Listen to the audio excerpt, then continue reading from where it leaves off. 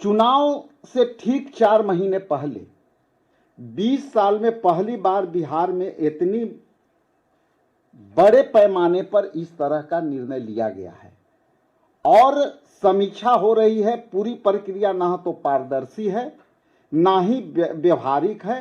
BLO के पास हजारों मतदाताओं की जिम्मेवारी है, लेकिन उन्हें संसाधन नहीं दिए गए हैं। क्या यह असल में वोटर को बाहर करने की सोची समझी साजिश है? अब बिहार में मैं बताते चलूं कि जो एनडीए गठबंधन की सरकार है, विगत 20 वर्षों में कोई भी इस तरह की नई बहालियां नहीं की है और उनके पास सक्षम कर्मचारी नहीं है जो इसको करा सके और उनके पास जो जितनी पद हैं वो पद के अनुरूप उनके पास कैपेसिटी नहीं है, उनके पास कर्मचारियों की संख्या नहीं है। तो ये इतनी बड़ी 25 दिन के निर्णय में ये कैसे करेंगे, ये मेरा सीधा सवाल है इलेक्शन कमीशन से। चूंकि उनकी सारी बहालियां 4 लाख बहालियां जो है 40 विभागों में 4 लाख बहालियां लंबित है, जो पद रिक्त है। तो इनके पास कर्मचारी नहीं है तो ये कौन करेंगे?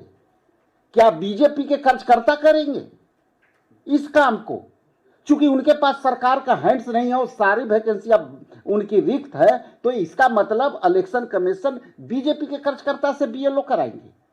तो मेरा बिहार के परिप्रेक्ष्य में पहला पारा यह था। दूसरा है कि आप जैसा कि जानते हैं, बिहार प्राकृतिक रूप से दो ग्रुप में बांटा जा सकता है, उत्तरी बिहार और दक्षिणी बिहार। हम दक्षिणी बिहार में सुखाड़ से प्रभावित हैं और हम जो प्राकृतिक वर्षा है उस पर आधारित कृषि करते हैं, और दूसरे तरफ उत्तरी बिहार है जहां वहां पे कई नदियां एक साथ बहती है और उसमें फ्लड इतने बड़े पैमाने पर आते हैं। तो आप इस निर्णय कैसे लिए? क्या बाढ़ में जा करके आप जो है सारे को नाव पर करेंगे? आप स्टीमर से करेंगे? आप स्टीमर भी नहीं दे पाते, बाढ़ में बचाने के बाद आप स्टीमर भी नहीं दे पाते। तो ये बीएलओ के और जो लोगों के नाम जोड़ने के प्रक्रिया में आप कैसे करोगे? बिहार में ये त्रासदी है कि लगभग 3 करोड़ लोग पलायन कर चुके हैं, जो अपने रोजी रोटी के लिए दिल्ली, बॉम्बे और जो है पंजाब में काम करते हैं। अब उनको कैसे ढूंढोगे? अभी ये 18 जून को मानसून ब्रेक हुआ। मानसून ब्रेक के बाद हमारे जो मजदूर कृषक हैं वो हरियाणा, पंजाब और गुड़गांव में वो जो है 3-4 महीने के एग्रीमेंट पर वो काम करने आते हैं और यहाँ को किसानों को वो जो है उनको एक अमाउंट देते हैं उनके परिवार को लेकर के, और वो जाकर के पूरे परिवार सहित उनके साथ एक एग्रीमेंट होता है, कच्चा एग्रीमेंट होता है, वो पक्का एग्रीमेंट होता है। वो पैसे एडवांस के तौर पर लेते हैं और पूरा परिवार 4 महीना के लिए जाकर के पंजाब में काम करते हैं। अब इनकी कहानी है कि साहब आपके पास जो हमारे इलेक्शन कमीशन के अधिकृत जो बीएलए होंगे, वो बीएलए जाएंगे, 2 अटेम्प्ट करेंगे।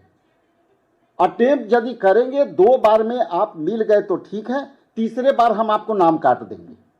यह बिहार का फीडबैक है। अब ये बताइए कि जो बंदा मजदूरी करने पंजाब गया हुआ है, हरियाणा गया हुआ है, वो 3 महीना पहले तो नहीं आएंगे, तो आप 15 दिन में, आज से 18 दिन में आप कैसे उसको आप जो है वोटर लिस्ट में शामिल करेंगे? तो ये प्रक्रिया सोची समझी साजिश के तहत 4 करोड़ वोटर और 3 करोड़ पलायन किए हुए लोग ऑटोमेटिकली ये जो है बाहर हो जाएंगे, वोट देने से वंचित हो जाएंगे।